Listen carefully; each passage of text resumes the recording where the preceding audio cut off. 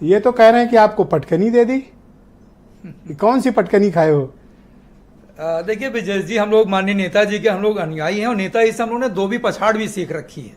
हम लोग समाजवादी लोग धोबी पछाड़ भी बहुत अच्छे से जानते हैं कि कुश्ती में पटकनी से ज्यादा कहीं धोबी पछाड़ होता है। और कई बार देखिए ब्रजेश जी, ऐसा होता है ना कि कई बार जो है अपने जिसको आदमी नया नया अपना आका बनाता है, उसको खुश करने के लिए अपने दोस्तों के लिए अनर्गल बयानबाजी इस तरीके से करता है, और फिर मंच पे अगर शाह या शहंशाह विराजमान हो तो उसके बोल इसी तरीके से बिगड़ने लगते हैं। और ब्रजेश जी, हमें एक राज्यसभा का नुकसान नहीं हुआ, हमने 2 राज्यसभा का हमारा नुकसान हुआ है। इनके जब आरएलडी के, अभी हमारी बहन 9 विधायकों की बात कर रही थी, इनके जब 9 विधायक जीत करके आए थे तो हमारे राष्ट्रीय अध्यक्ष आदरणीय श्री अखिलेश यादव जी के समक्ष इन लोगों ने वचन लिया था कि हम लोग आजीवन आपका साथ देंगे, क्योंकि आपके सहयोग से हम लोग विधानसभा चुन करके आए। आजीवन क्या हुआ?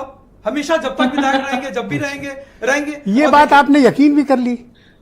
नहीं, क्यों नहीं? कितने भोले भाले। क्यों नहीं यकीन करके भाई? अगर आरएलडी नहीं बिल्कुल करो, तभी तो कह रहे हो कि पटकनी दी है। आरएलडी के लोग इतने झूठ नहीं है, हमें यकीन नहीं था। और देखिए, ये अभी एनडीए का राग अलाप रही है हमारी बहन, और बीजेपी से बता रही है कि हमारा बड़ा अच्छा सामंजस्य चल रहा है। अभी बागपत में आपने देखा होगा किस तरीके से बीजेपी और आरएलडी के कार्यकर्ताओं के बीच में जूतम लातम हुई, किस तरीके से इनकी रेणु तोमर, क्या नाम है इनकी, महिला विंग की जो जिलाध्यक्ष, उन्होंने त्यागपत्र दे दिया।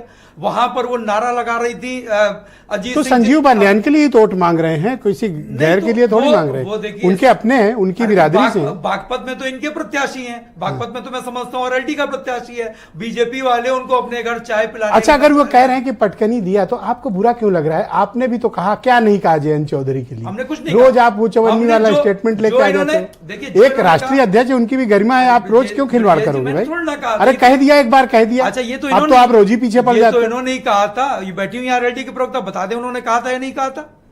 देखिए, तो कहा तो भाई बोल दिया कैंपेनिंग में, कोई बात आप तो सीरियसली ले लिए उसको। मैं उस पर नहीं जाना चाहता। देखिए, मैं एक बात, आपकी और केपी मलिक की प्रॉब्लम यही है, आप लोग जुमलों को सीरियसली ले लेते हो। जुमले तो है, जुमलेबाजी पार्टी में चले गए हैं तो जुमलेबाजी तो करते ही रहेंगे। लेकिन मैं एक बात, सुनिए, राज्यसभा देकर कोई एहसान नहीं किया। एक बात, चलिए मैंने लेकिन एक बात मैं आदरणीय, ऐसे कैसे क्लेम कर सकते हो कि राज्यसभा देकर एहसान कर दिया? ब्रजेश जी, मैं आरएलडी के उनका वोट शेयर आपको मिला है पश्चिम में। ब्रजेश जी, लेट मी कंक्लूड, मेरी बात आने दीजिए। मैं कह रहा हूं कि मैं आरएलडी और जयंत चौधरी, आदरणीय जयंत चौधरी के लिए मैं एक शब्द नहीं कहूंगा, क्योंकि इनकी जीत में भी हमारी जीत है और इनकी हार में भी हमारी हार, हमारी जीत। इतना कह दियो और कुछ बचा है कहने? अरे, इनकी जीत में भी हमारी जीत है। ये जीतेंगे तो कहीं इंडिया में नहीं रहेंगे, आप देख लीजिएगा, क्योंकि जो ये मिशन इनका है, आज इनसे वहां पश्चिम की किसान नौजवान। अब ये पटकनी के जो सूत्रधार हैं भारतीय जनता पार्टी